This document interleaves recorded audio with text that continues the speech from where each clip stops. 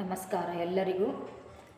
ಇಂದು ಬಸವ ಜಯಂತಿ 893ನೆಯ ಬಸವೇಶ್ವರ ಜಯಂತಿಯ ಹಾರ್ದಿಕ ಶುಭಾಶಯಗಳು. ಈ ಬಸವಣ್ಣನವರು ವಿಶ್ವಗುರು ಅಂತ ಕರಿತೀವ್ರಿ. ನಾವು ಬಸವಣ್ಣನವರಿಗೆ ವಿಶ್ವಗುರು ಅಂತ ಕರಿತೀವಿ. ವಿಶ್ವಗುರು ಅಂತ ಕರಿಬೇಕಂತಂದರೆ ಸುಮ್ಮನೆ ಮಾತಲ್ಲ ಅದು. ಎಲ್ಲ ವಿಶ್ವದವರು ವಿಶ್ವ ಜನಾಂಗವೇ ತನ್ನದೆಂದು ಭಾವಿಸಿ ಅವರಿಗೆ ಒಂದು ಒಳ್ಳೆಯ ಮಾರ್ಗದರ್ಶನ ನೀಡುತ್ತಾ ಒಂದು ಸರಿಯಾದ ಹಾದಿಯಲ್ಲಿ ಅವರಿಗೆ ತತ್ವಗಳನ್ನು ಒದಗಿಸುತ್ತಾ ತಾವು ಅದರಲ್ಲೇ ಜೀವಿಸುತ್ತಾ ಬದುಕಿರುವುದೇ ಒಂದು ವಿಶ್ವಗುರು. ಅವರು ಈ ಜಗತ್ತನ್ನು ಬಿಟ್ಟು ಹೋದರೂ ಕೂಡ ಅವರ ಒಂದು ತತ್ವಗಳು, ನೀತಿಗಳು, ವಚನಗಳು ನಮ್ಮ ಎದುರಿಗೆ ಎಂದೂ ಪ್ರಸ್ತುತವಾಗಿವೆ. ಅದಕ್ಕಾಗಿ ನಾವು ಅವರನ್ನು ವಿಶ್ವಗುರು ಅಂತ ಕರಿತೀವಿ. ಅವರ ಸಂದೇಶಗಳು ಬಹಳಷ್ಟಿದ್ದಾವೆ. ಅವರು ಏನೇನು ನಮಗೆ ಸಂದೇಶಗಳನ್ನು ಕೊಟ್ಟು ಹೋಗಿದ್ದಾರೆ ಅಂತ ಈಗ ಕೆಲವೊಂದು ನಾವು ನೋಡೋಣ. ಇಲ್ಲಿ ಮೊದಲನೇ ಸಂದೇಶ ಏನಪ್ಪ ಅಂತಂದ್ರೆ ಅವರು ಕೊಟ್ಟಿರ್ತಕ್ಕಂಥದ್ದು ಕಾಯಕವೇ ಕೈಲಾಸ.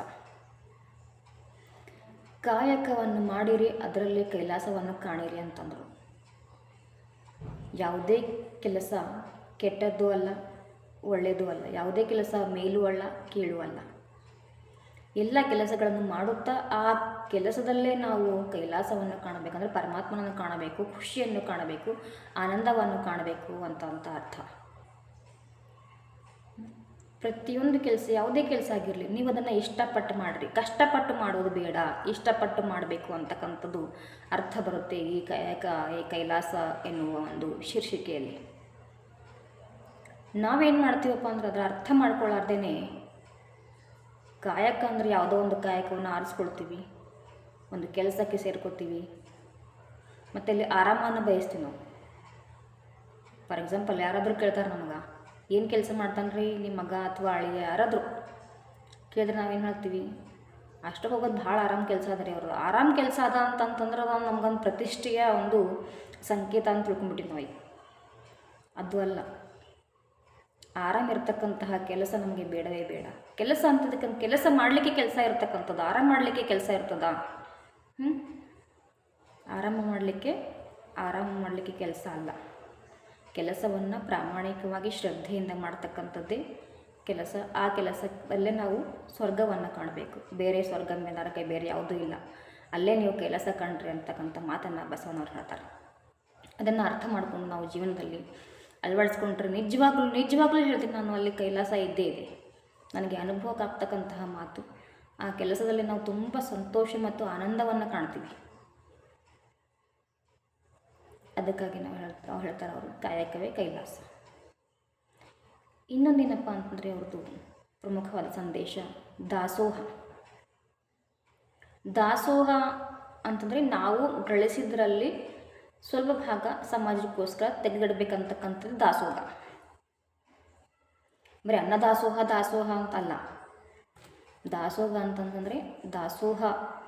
ಅಂತಂದ್ರೇ ನಾವು ಗಳಿಸಿರ್ತಕ್ಕಂತಹದ್ದು ಯಾವುದೇ ಒಂದು ಅದರ ಒಂದು ಹಣದಲ್ಲಿ ನೀವು ಬೇರೆ ಥರ ಉಪಯೋಗ ಮಾಡ್ಕೊಳ್ಬೋದು. ಅದನ್ನು ಯಾವ ರೀತಿಯಪ್ಪ ಅಂತಂದರೆ, ಈಗ ಬರೀ ಅನ್ನನೇ ಕೊಡ್ತಕ್ಕಂಥದ್ದಲ್ಲ.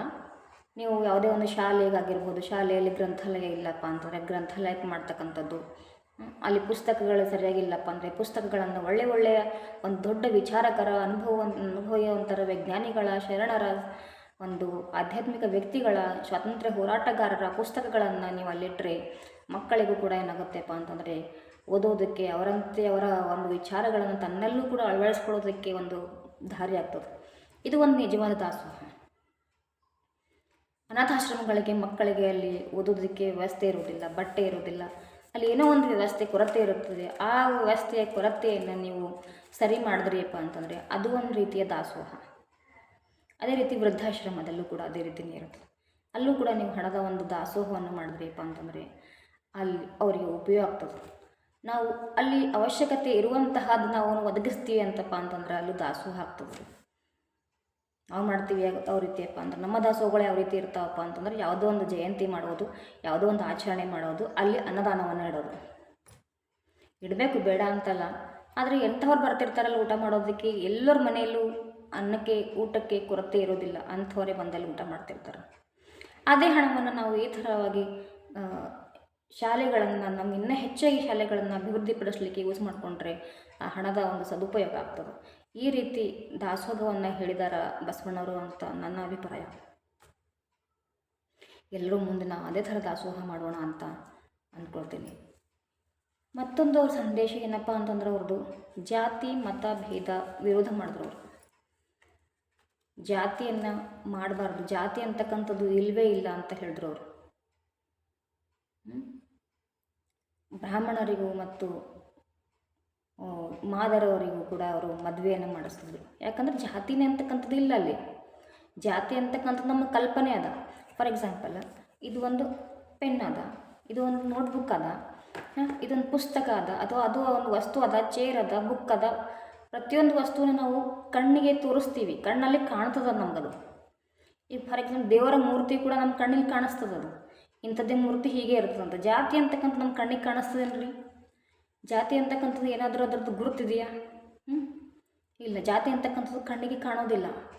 ಜಾತಿ ಅಂತಕ್ಕಂಥದ್ದು ಕೇವಲ ಕಲ್ಪನೆ ಅಂತ ಮಾತ್ರ ಹೇಳ್ತಾರೆ ಆಧ್ಯಾತ್ಮಿಕರು. ಕೇವಲ ಅದೇನದ ಕಲ್ಪನೆ ಮಾತ್ರವಾಗಿದೆ, ಜಾತಿ ಅಂತಕ್ಕಂಥದ್ದು ಕೇವಲ ಕಲ್ಪನೆ ಮಾತ್ರವಾಗಿದೆ ಅಂತ ಹೇಳ್ತಾರೆ ಅವರು. ಭಾರತದ ಸಂವಿಧಾನದಲ್ಲಿ ಅಂಬೇಡ್ಕರ್ ಅವರೇನು ಬರೆದ್ರು, ಎಲ್ಲರೂ ಸಮಾನತೆಯಿಂದ ಇರಬೇಕಿಲ್ಲ, ಸಮಾನತೆ ಎಲ್ಲರೂ ಸಮಾನರು ಅಂತಕ್ಕಂಥದ್ದು. ನಾವೇನು ಮಾಡ್ತಾ ಇದ್ದೀವಿ, ಹೊರಗಡೆ ಸಮಾನತೆಯನ್ನು ತೋರಿಸ್ಕೊಳ್ತಾ ಇದ್ದೀವಿ. ಆದರೆ ಇಲ್ಲಿ ಮಾತ್ರ ನಮ್ಮಲ್ಲಿ ಸಮಾನತೆ ಅಂತಕ್ಕಂಥದ್ದು ಇನ್ನೂವರೆಗೂ ಬರ್ತಾ ಇಲ್ಲ. ಆ ಸಮಾನತೆ ಬರಬೇಕಾಗಿತ್ತಪ್ಪ ಅಂತಂದ್ರೆ ಮತ್ತೆ ನಾವು ಅದರ ಆಧ್ಯಾತ್ಮಿಕದ ಮೊರೆಯನ್ನೇ ಹೋಗಬೇಕು. ಆಧ್ಯಾತ್ಮಿಕದಲ್ಲೇ ನಿಮ್ಗೆ ಅದರ ಸುಲಭವಾದಂತಹ ಪರಿಹಾರ ಸಿಗ್ತದ.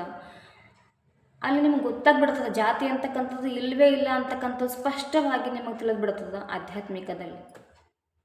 ಆಮೇಲೆ ನೀವು ಜಾತಿ ಅಂತಕ್ಕಂಥದ್ದು ನಂಬೋದಕ್ಕೆ ಸಾಧ್ಯನೇ ಇಲ್ಲ.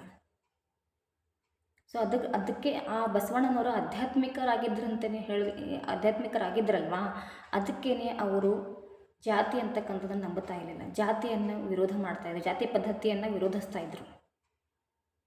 ಆದರೆ ನಮ್ಮ ಜನ ಕೆಲವೊಬ್ಬರು ಅದಕ್ಕೆ ವಿರುದ್ಧವಾಗಿ ಅವರನ್ನೇ ಬೈಯೋದು, ಅವರನ್ನೇ ಹೀಯಾಳಿಸೋದು ಮಾಡಿ ಅವರಿಗೆ ಆವಾಗಿನ ಒಂದು ಪರಿಸ್ಥಿತಿಯಲ್ಲಿ ಗೌರವವನ್ನೇ ಕೊಡಲಿಲ್ಲ.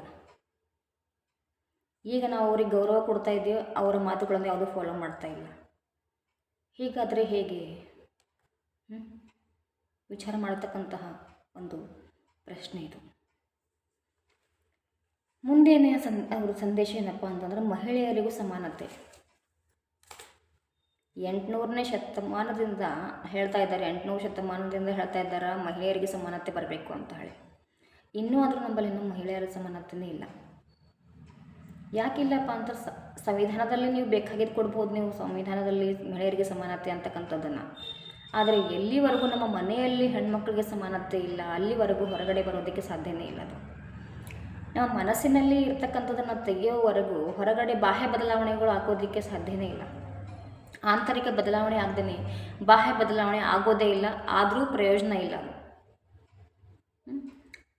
ಆಧ್ಯಾತ್ಮಿಕತೆ ಏನು ಹೇಳ್ತದಪ್ಪ ಅಂತಂದ್ರೆ, ನಾವು ಒಂದು ಹೆಣ್ಣಾಗಲಿ ಗಂಡಾಗಲಿ ಜನ್ಮ ತಗೋತೀವಿ, ಇಬ್ಬರ ಹತ್ರ ಇರುತ್ತೆ ನಾನು ಅಂತಕ್ಕಂತಹ ಒಂದು ಪರಿಕಲ್ಪನೆ. ಈ ನಾನು ಅಂತಕ್ಕಂಥದ್ದೇ ಅಹಂ ಅಂತ ಕರಿತೀವಿ ನಾವು. ಈ ನಾನು ಅಂತಕ್ಕಂಥದ್ದು ಹೆಣ್ಣು ಅಲ್ಲ ಗಂಡು ಅಲ್ಲ, ಅದಕ್ಕೆ ಆತ್ಮ ಅಂತ ಕೂಡ ಕರೀತಾ ಇದ್ರು ಬಸವಣ್ಣವರು. ಆ ಹೆಣ್ಣು ಅಲ್ಲ ಗಂಡು ಅಲ್ಲ, ದೇಹ ಮಾತ್ರ ನಾವೇನು ತೊಗೊಂಡು ಬಂದಿದ್ದೀವಿ. ದೇಹ ಅಂತ ನಾವು ಬಯಸಿ ಬಂದಿದ್ದಕ್ಕಂಥದ್ದಲ್ಲ. ನಾವು ಹೆಣ್ಣಾಗಿ ಹುಟ್ಟಬೇಕು ಗಂಡಾಗಿ ಹುಟ್ಟಬೇಕಂತಕ್ಕಂಥದ್ದು ಯಾರೂ ಕೇಳ್ಕೊಂಡು ಬಂದಿರೋದಿಲ್ಲ. ಅದು ಸಂಯೋಗ ಮಾತ್ರ ಅಷ್ಟೇ. ಅದನ್ನು ನಾವು ಸೀರಿಯಸ್ ಆಗಿ ತಗೊಳ್ಬಾರ್ದು. ಅದನ್ನು ಪರಿಕಲ್ಪನೆಯೇ ನಾವು ಮಾಡಬಾರ್ದು.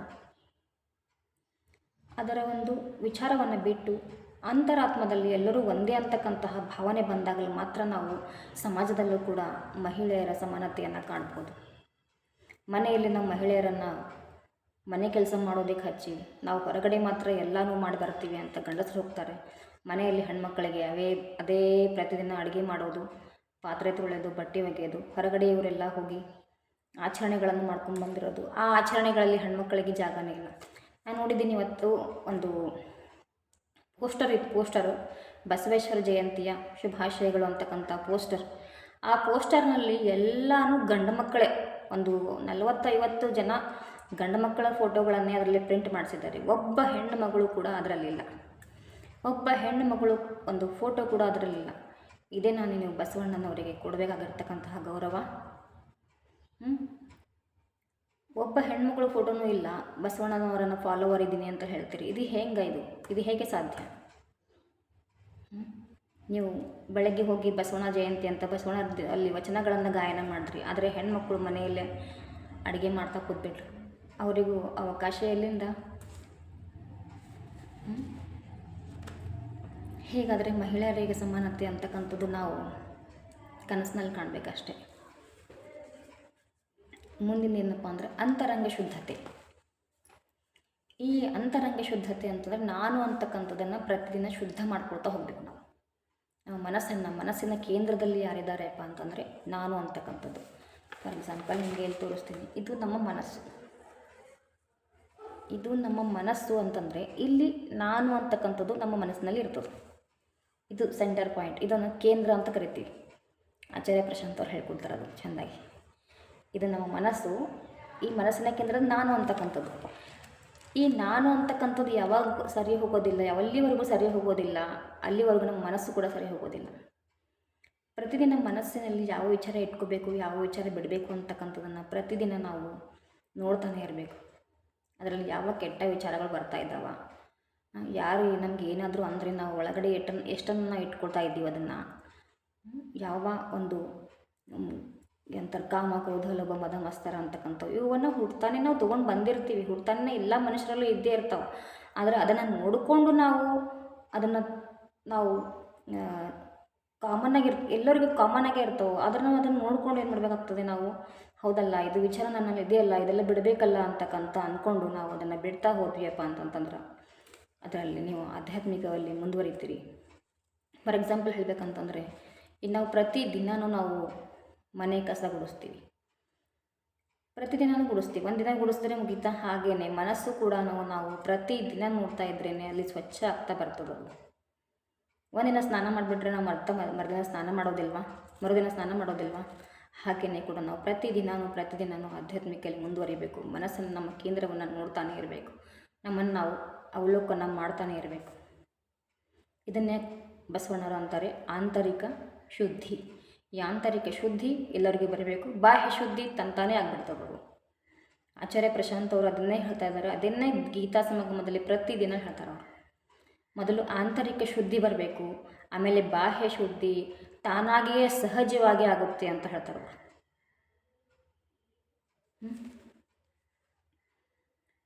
ಆಮೇಲೆ ಸತ್ಯ ಮತ್ತು ಪ್ರಾಮಾಣಿಕತೆ. ನಾವು ಯಾವಾಗಲೂ ಸತ್ಯವನ್ನೇ ಮಾತಾಡಬೇಕು ಅಂತಂತೆ. ಸತ್ಯ ಮಾತಾಡೋದು ಅಂತಂದರೆ ಸುಳ್ಳುಗಳನ್ನು ನಮ್ಮ ಜೀವನದಲ್ಲಿ ತೆಗೆದುಹಾಕಬೇಕು, ಅಂದರೆ ತಾನಾಗೆ ಸತ್ಯ ಆಗಿಬಿಡುತ್ತದಲ್ಲಿ. ಸತ್ಯದಲ್ಲಿ ಇರ್ತಕ್ಕಂಥದ್ದೇ ಪ್ರಾಮಾಣಿಕತೆ. ಸುಳ್ಳುಗಳನ್ನು ತೆಗೆದುಹಾಕ್ತಕ್ಕಂಥದ್ದೇ ನಮ್ಮ ಜೀವನದ ಸುಳ್ಳುಗಳನ್ನು ತೆಗೆದುಹಾಕ್ತಕ್ಕಂಥದ್ದೇ ಪ್ರಾಮಾಣಿಕತೆ.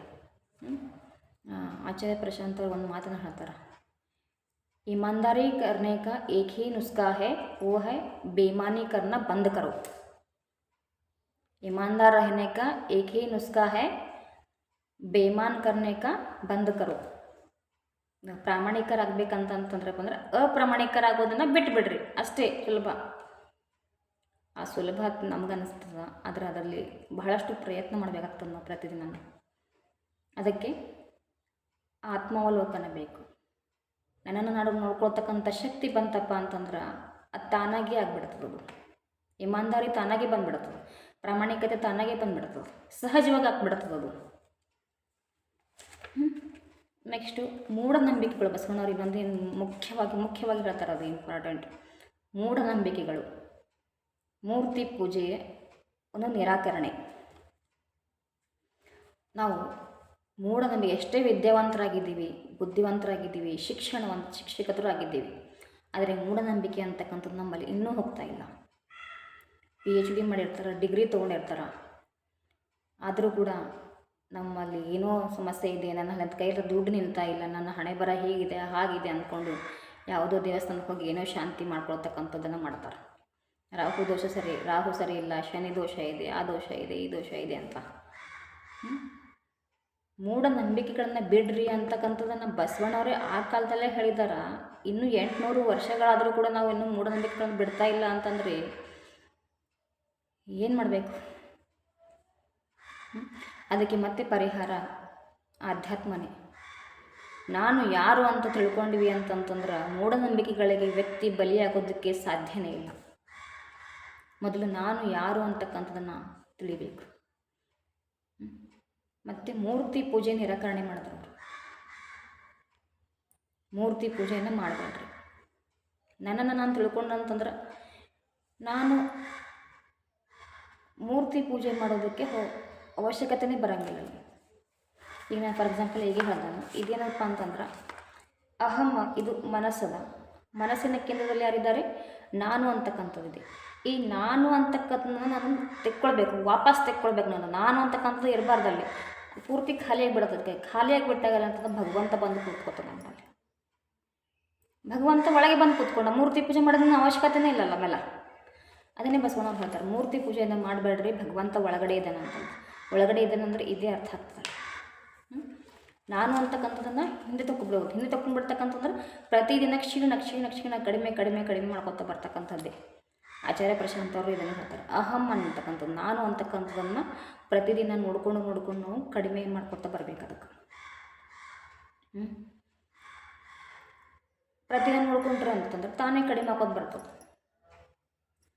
ನಾನಿವತ್ತು ನೋಡಿದೆ, ಮತ್ತೆ ಬಸವೇಶ್ವರ ಒಂದು ದೇವಸ್ಥಾನದಲ್ಲಿ ಬಸವ ಜಯಂತಿಗೋಸ್ಕರ ದೊಡ್ಡ ಬಸವಣ್ಣನ ಮೂರ್ತಿನೂ ಇದೆ.